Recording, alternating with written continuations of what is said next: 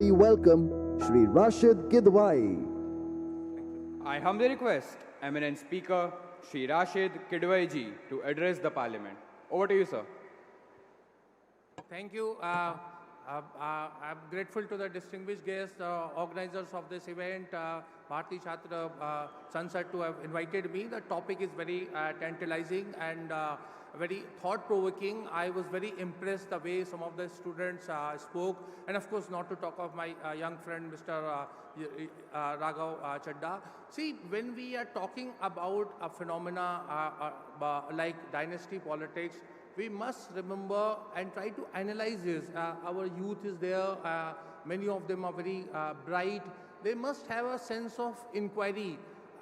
Condemning a kind of thing is very high on rhetorical, but we must also know why this is happening. And one more thing we must remember, that we are a democracy. एक लोकतंत्र में जो चीज़ होती है उसका जनता क्या ultimately जनता उसका जो होती है, जो वोटर है वो एक फाइनल स्टेक होल्डर रहता है। मंच पे हमारे चार बड़े माननीय राजनेता मौजूद हैं, उनमें से तीन जहाँ तक मुझे पता है उनका कोई परिवारवाद की कोई पृष्ठभूमि नहीं है। वो तमाम आए और अपनी राजनीति में उन्होंने जगह बनाई, चुनाव जीते, कभी और हारे। इस तरह से उनका एक तरीके की परीक्षा हुई। जो चौथी जो एक हमारी महिला जो राजनेता जो मंच पे बैठी हुई हैं, उन्होंने भारतीय फॉरेन सर्विस में हमें उनकी एंट्री रही। उन्होंने पूरी अपनी सर्विस देश के लिए करी, विदेश सेवा की, और उसके बाद वो राजनीति में आई, सक्रिय राजनीति में आई, चुनाव लड़ी और चुनाव कई बार जीती, कई बार हारी।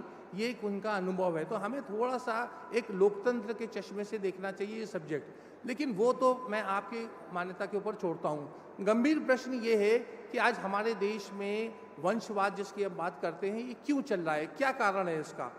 एक बात तो ये जो हमारे वक्ताओं ने कही कि लोग ये चाहते हैं कि अपने परिवार की बात को आगे बढ़ाएं, लेगेसी को आगे बढ़ाएं, अपना एक घर में जिसकी तरह का फैमिली बिजनेस, बहुत सारी चीज़ें बातें कही गई। लेकिन उससे सबसे ज़्यादा गंभीर मेरा जो मानना है, और मैं आप लोगों के युवाओं के समक्ष ये तथ्य प्रस्तुत करना चाहता हूँ ताकि वो उसको थोड़ा गंभीरता से करें, थोड़ा उस पर चिंतन मनन करें, क्योंकि हमारे देश का जो पॉलिटिकल सिस्टम है वो बहुत ज़्यादा भ्रष्ट है। चुनाव लड़े जाते हैं, आप सबको पता है कि चुनाव लड़ने की हमारे यहाँ एक पोल सीलिंग है। उसका एक अगर हम असेंबली के चुनाव देखें, विधानसभा के चुनाव होते हैं, अब उसको बढ़ा करके 45-50 लाख रुपए कर दिया गया है, और लोकसभा के लिए वो निधि जो है, जो चुनाव का खर्चे की है, वो 75 लाख है। अब ये हम सब जानते हैं कि हमारे जो लोकसभा के सांसद आते हैं या तमाम जो विधानसभाओं में चुनाव लड़ते हैं 7,000 से ज़्यादा, वो इसका उल्लंघन करते हैं। ये एक तथ्य है, चाहे कोई माने ना माने, एफिडेविट ज़रूर दे दिए जाते हैं इलेक्शन कमीशन को कि चुनाव का खर्चा हमारा 25 लाख का हुआ, 30 लाख, मतलब पोल सीलिंग से कम में हुआ, और यही तकरीबन लोकसभा का काम होता है। ये पूरा का पूरा भ्रष्टाचार में लिप्त जो हमारी चुनाव प्रणाली है वो है। और वहीं आता है ताल्लुक वंशवाद से। तो चुनाव में खर्चा होता है 1 करोड़, 5 करोड़, 10 करोड़, वो खर्चा कहाँ से आता है, उस खर्चे का सिस्टम कैसा होता है, वहाँ के ऊपर आकर के आपको भरोसेमंद लोग चाहिए होते हैं। ऐसा भरोसा जिन पे आप अंधा भरोसा कर सकें, क्योंकि हज़ारों लाखों करोड़ रुपए का मामला होता है, और भी उससे जुड़ी भी बहुत सारे साधनों का मामला होता है।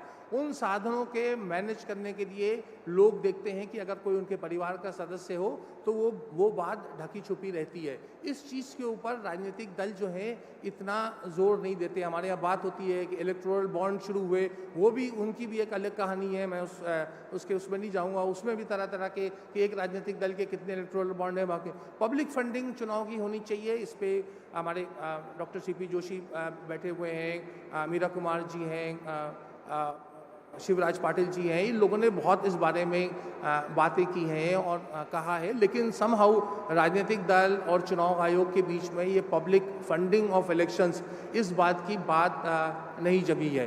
तो ये एक बड़ा एक प्रश्न है कि जो भ्रष्ट सिस्टम होता है, उस भ्रष्ट सिस्टम में पैसे का जो लेन देन और खर्चा और उसके बाद का जो उसका मैनेजमेंट का काम होता है चुनाव के बाद में, वो वंशवाद को बढ़ाने में आगे बढ़ता है। और दूसरी बात ये होती है कि वंशवाद से कोई राजनीतिक दल परे नहीं है। हमारे मित्र आम आदमी पार्टी के वो बड़ी अच्छी बातें उन्होंने कही और उन्होंने उसका क्लॉज का भी जिक्र किया। लेकिन देखिए आने वाले समय में क्या होगा, अभी तो आम आदमी पार्टी को 10 साल भी नहीं हुए। जैसे जैसे हम दूसरे मामलों में देख रहे हैं कि चुनाव की फंडिंग का या जिस तरीके के दिल्ली में भी आरोप लगे हैं, उसकी मैं राजनीति में नहीं जाना चाहूँगा, लेकिन एक राजनीतिक दल को एक पैसा चाहिए होता है, इसीलिए पूरा वो लिकर स्कैम की बात हो रही है। हो सकता है वो सब गलत हो, लेकिन राजनीतिक दलों को पैसा चाहिए होता है, उससे ये सारी की सारी चीज़ें जो हैं वो जुड़ती हैं और इसी वजह से ये तमाम प्रश्न खड़े होते हैं। और दूसरी बात आती है कि जनता क्यों उदासीन है। आज हमारे मित्र ने इतने सारे एग्जाम्पल दिए, मैं भी वही सारे एग्जाम्पल दे सकता हूँ। जो आदमी मुख्यमंत्री बनता है, आप जानते हैं, चाहे वो नवीन पटनायक हो, चाहे MK स्टालिन हो, वो लाखों करोड़ों वोट से जीत रहे हैं। क्या हम जनता की इस बात को सिर्फ इसलिए ठुकरा दें कि वो एक परिवार से हैं या उनके पिता या उनके परिवार के लोग उस राजनीतिक दल में जुड़े हुए थे? दूसरी बात, जो वोटिंग पैटर्न है, आज यहाँ मीरा जी बैठी हैं, वो हो सकता है इस चीज़ को बहुत बेहतर तरीके से बताएं। आज हमारे देश के में पार्लियामेंट में और विधानसभाओं में कितनी महिलाएं जीत के आती हैं? जनसंख्या तो 50% है, लोकतंत्र में तो संख्या के आधार पर बातें होती हैं। क्यों महिलाओं को प्रतिनिधित्व नहीं मिलता है? और जो महिलाएं आती हैं उसमें बहुत सी महिलाएं, मैं तथ्यों के आधार पर कह सकता हूं, उनको आप वंशवाद का दोषी ठहरा सकते हैं कि वो परिवार से आती हैं, लेकिन वो अगर परिवार से ना आए तो राजनीतिक दल और राजनीतिक व्यवस्था और जो वोटर है वो उनको क्यों नहीं वोट देता, क्यों उसको सामने नहीं लाता? ये प्रश्न है, इसके ऊपर आप मंथन करिए। मैं इस स्थिति में नहीं हूँ कि उसका जवाब दे सकूँ। मुस्लिम महिलाओं के बारे में मैंने अध्ययन किया है। 1951-52 से पहले चुनाव हुए उन चुनाव से लेके आज तक कुल 22 मुस्लिम महिलाएं जो हैं वो लोकसभा की सदस्य हुई हैं। आप अगर मुसलमानों का जो संख्या में जो अनुपात है और उसके अगर 50% मुस्लिम महिलाओं का आप देखें तो वो संख्या उसकी 10 गुनी होनी चाहिए थी, वो नहीं है। क्यों नहीं है, क्या कारण है? ये बातें हमें सोचनी होंगी और उसके ऊपर अपना ध्यान करना होगा। तो इसलिए हम एक व्यक्ति का एक कमेंट है जो उसने भारत देश के बारे में कहा था, विदेशी पत्रकार ने, उसने कहा what ever you say about India the opposite is equally true.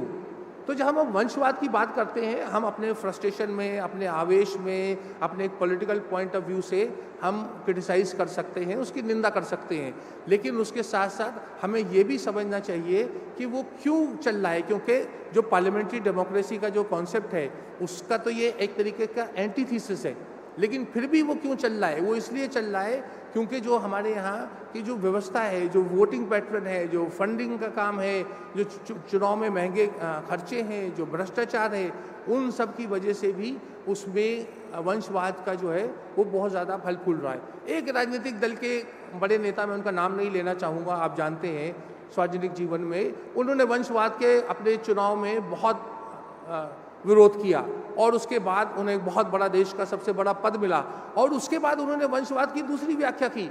उन्होंने कहा कि नहीं, एंट्री लेवल के ऊपर, मतलब आने में कोई दिक्कत नहीं है, क्योंकि उनकी पार्टी के बहुत से सदस्य जो हैं वो वंशवाद से घिरे हुए हैं। उन्होंने कहा कि नहीं, उसमें कोई दिक्कत नहीं है। हाँ, पार्टी का सर्वोच्च पद, मतलब पार्टी का अध्यक्ष या पार्टी का खजांची या पार्टी का महामंत्री, वो वंशवाद वाले को नहीं बनना चाहिए।